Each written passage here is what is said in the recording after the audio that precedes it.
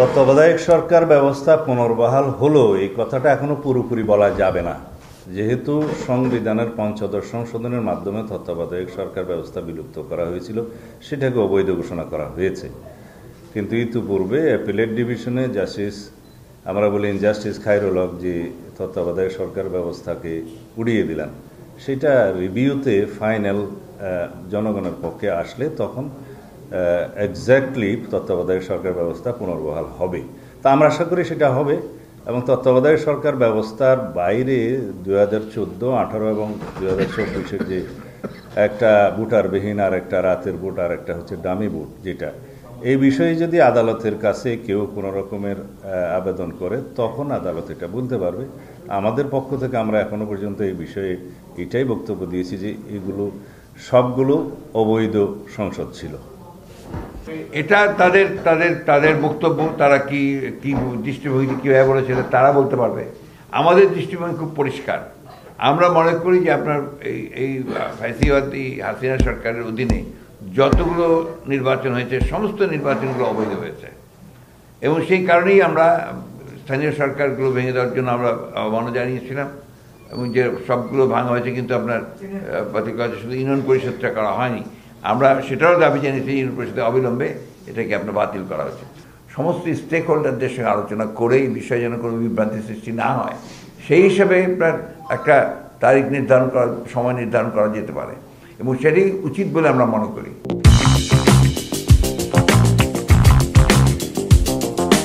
সংবিধান সংশোধনের এখতিয়ার বিচার বিভাগীয় স্বীকৃতি দেয়া হয়েছে এই রায়ে, কিন্তু যে সমস্ত বিষয় আদালত অসাংবিধানিক এবং সেটা অবৈধ ঘোষণা করা হয়েছে, সেই বিষয়গুলো আসলে সংবিধানের বেসিক স্ট্রাকচার গণতন্ত্রকে ধ্বংস করে দেওয়া হয়েছিল এবং ক্যারেক্টারটা পাল্টে দেওয়া হয়েছিল। সেই জন্য এটা সুপ্রিম কোর্ট অলওয়েজ সংবিধানের ব্যাখ্যা প্রদানকারী হিসেবে সাংবিধানিক স্বীকৃতি আছে আর কি। অনলি সুপ্রিম কোর্টই যে কোনো অ্যানেক্টমেন্ট পার্লামেন্টে যেটা পাস হয় এবং সংবিধানে যেটা পরিবর্তন হয় সেটা সাংবিধানিক কিনা সেটা ইন্টারপ্রিট করার ক্ষমতা সুপ্রিম কোর্টের। এটা সাংবিধানিক স্বীকৃতি। সেই হিসাবে কোর্ট মনে করেছে যে তত্ত্বাবধায়ক সরকার ব্যবস্থা যেটা ইন্ট্রোডিউস করা হয়েছিল, আমরা করেছিলাম, সেটা বেসিক স্ট্রাকচার হিসাবে স্বীকৃতি দিয়ে বলা হয়েছে এই বেসিক স্ট্রাকচার অর্থাৎ গণতন্ত্রকে ধ্বংস করে দেওয়া হয়েছিল, সেই জন্য এটাকে বেসিক স্ট্রাকচার ঘোষণা দিয়ে এটাকে পুনর্বহালের কথা বলা হয়েছে এবং সেই সংশোধনীগুলো বাতিল করা হয়েছে। বাকি যেটা supreme judicial council 96 article, supreme judicial কাউন্সিলের ইন্ট্রোডাকশনটা হয়েছিল 5th অ্যামেন্ডমেন্টে শহীদ রাষ্ট্রপতি জিয়াউর রহমানের সময়ে। সেইটাকে বিচার বিভাগের একটা রক্ষা কবচ হিসাবে দেখা হয়। সেই সুপ্রিম জুডিশিয়াল কাউন্সিলটা 16th অ্যামেন্ডমেন্ট কর্তৃক পরিবর্তন করে এটা অনেকটা সাবজেক্ট করা হয়েছিল সংসদের, সেটা আলাদা রিটের মধ্যে সেটা বিলুপ্ত ঘোষণা করা হয়েছে। বাট এইখানে 15th অ্যামেন্ডমেন্টে এটা অন্তর্ভুক্ত ছিল সুপ্রিম জুডিশিয়াল কাউন্সিল, সুতরাং এটাকে বাতিল করাতে যাবে না, এটাকে পুনর্বহাল করতে হবে, সেই জন্য এটা বহাল করা হয়েছে। আর দুইটা প্রভিশন যেগুলো নিরীহ প্রভিশন, যেটা প্রকৃতি সংরক্ষণ এবং নৃতাত্ত্বিক জনগোষ্ঠীর কালচারাল হেরিটেজ সংরক্ষণ, এগুলো সব বহাল করা হয়েছে। বাট যে 6টা বিষয় অ্যাড্রেস করা হয়েছে, যেমন আমি বললাম তত্ত্বাবধায়ক সরকার সংক্রান্ত আর রেফারেন্ডাম সংক্রান্ত যে বিষয়টা গণভোট, যেটা আর্টিকেল 142-তে উল্লেখ করা ছিল যে সংবিধানের আর্টিকেল 8 যে রাষ্ট্র পরিচালনার মূলনীতি এবং আর্টিকেল 48, 56 এবং 142 ইটসেলফ, এই ধারাগুলোতে কোনো পরিবর্তন আসলে সংবিধানে বলা আছে রেফারেন্ডাম থাকবে। তো সেই বিধানটা আওয়ামী লীগ উড়িয়ে দিয়েছিল, সেটাকে পুনর্বহাল করা হয়েছে। এটাও একটা বেসিক স্ট্রাকচার। আর অন্যান্য বিষয় যেগুলো 7A and B, যে সংবিধানের 1/3 প্রস্তাবনা এবং কিছু তফসিল যেগুলো আওয়ামী লীগ তার রাজনৈতিক খাতের হিসেবে কোনো সংযুক্ত করেছিল, পরিবর্তন করেছিল, এগুলোকে ডিক্লেয়ার করা হয়েছিল যে এটা অপরিবর্তনীয়। তো ভবিষ্যৎ পার্লামেন্টারিয়ানদের ক্ষমতা এখানে খর্ব করা হয় এবং সংবিধান এমন কোনো দলিল নয় যে সেটা পরিবর্তন করা যাবে না। সুতরাং এটাকে অবৈধ ঘোষণা করে এগুলো বিলুপ্ত করা হয়েছে। 7A and B এবং 7A কে বলা হয়েছে যে আর্টিকেল 7 হচ্ছে supremacy of the constitution declared, সেইটাকে বহাল রাখা হয়েছে।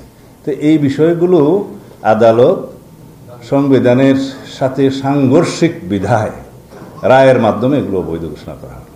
আর যে সমস্ত আইন প্রধানত পার্লামেন্টে পাশ হয় সেটাতে যদি কোনো রকমের কোনো অসাংবিধানিক বিষয় থাকে সেটা ইন্টারপ্রিট করার সবসময় ক্ষমতা সুপ্রিম কোর্টের সাংবিধানিকভাবে। তো এই বাকি জিনিসগুলো মাননীয় আদালত সংসদের উপরে এই জন্যই ছেড়ে দিয়েছেন যে ওখানে কিছু রাজনৈতিক সিদ্ধান্তের বিষয় আছে বলে আদালত হয়তো মনে করেছেন। সুতরাং রাজনৈতিকভাবে নির্বাচিত পরবর্তী সংসদ একটি নির্বাচিত সংসদেরই কর্ম যাবতীয় সংশোধনী বিবেচনা করার। আমরা এটাকে অ্যাপ্রিসিয়েট করি এভাবে আপনার প্রশ্নের উত্তরে যে এটা একটা বিচার বিভাগীয় স্বীকৃতির মূল্য যে সংসদ একমাত্র সংসদই হচ্ছে উপযুক্ত ফোরাম যে কোনো রকমের সাংবিধানিক সংশোধনের জন্য। রাজনৈতিক দলগুলো তো আছে, সব রাজনৈতিক দল আছে এবং রাজনৈতিক দলগুলো যারা নির্বাচন করে তারা নির্বাচন করবে। এখানে বড় দল ছোট দল নিয়ে তো কোনো কথা নেই। এখানে গণতন্ত্রের মধ্যে একটা নির্বাচন যখন হয় তখন সব দলই নির্বাচনে অংশগ্রহণ করে যারা করার, এবং সেখানে নির্ভর করে যে যেভাবে আসবে।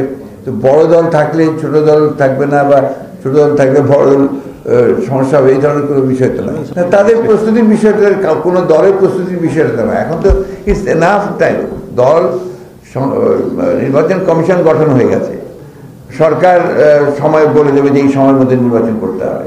এর মধ্যে আর সমস্ত দল তো রাজনৈতিক দলগুলো তো নির্বাচনের জন্য সবসময় তৈরি থাকতে কারো প্রস্তুতির উপর তো নির্বাচন নির্ভর করে না। আমরা যদি প্রস্তুত না থাকি নির্বাচন কি অপেক্ষা করবে আমাদের জন্য? অবশ্যই হবে।